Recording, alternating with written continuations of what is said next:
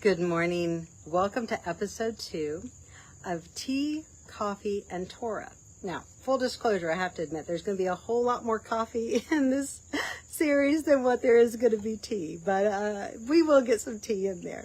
And I may even introduce you guys to some new flavors.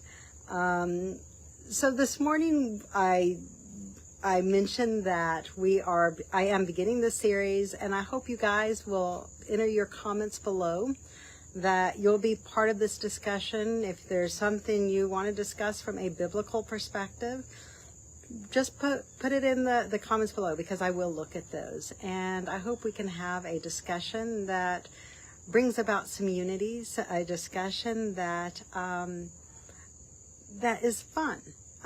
Because I think when you are learning something, or you're trying to apply what you learn to the real world, the more you enjoy it, the more you're going to be engaged in it. So I would love to hear your comments and ideas that you have. So I mentioned before that from my perspective, I see us looking far more to man for salvation than what we do God. Our pastors, teachers, and rabbis, and as there's not one group of religious theologians that are immune from this, that are not guilty of trying to put themselves before the divine plan, putting themselves in the stead of God and what God states. So one of the things that God tells us, he says, "This is my way of life. Walk in it and you will prosper." I mentioned before how we are not prospering. We are seeing chaos on all corners. We are seeing chaos around the world, whether it's financial chaos, inflation, immigrant uprisings. We are really at a very pivotal point in history right now. So one of the things that I think we have succumbed to is this idea and feeling of helplessness. And in this helplessness, we look to man for our salvation. Whether you're a Jew or a Christian, you are pretty much, everything hangs on this idea of a Messiah. And everything's kind of like in a limbo.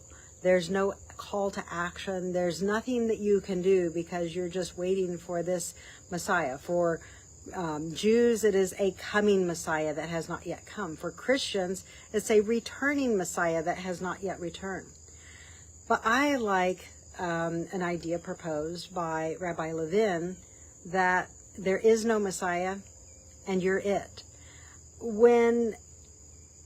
And you know what, before I get into this, let me read you something from Isaiah. Something that is a call to action. This is what Isaiah 52 verse 1 states. And this occurs right before something really, really incredible with the suffering servant occurs. And this is what Isaiah 52 verse 1 states. It says, "Awake, awake, put on strength, O Zion."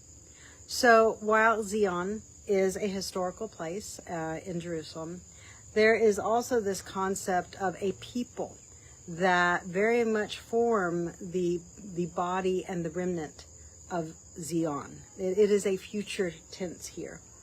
And we are called to awake and to put on strength.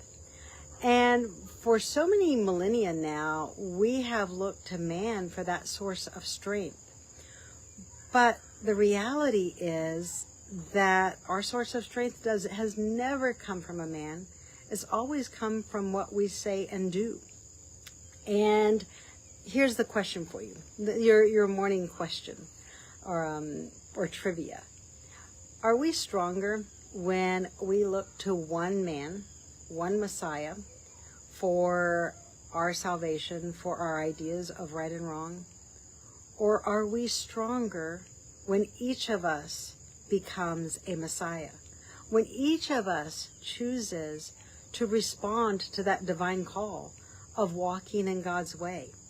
What happens when you have a whole society whose morals and values cannot be corrupted by money, cannot be corrupted by power, and cannot be corrupted by ideologies.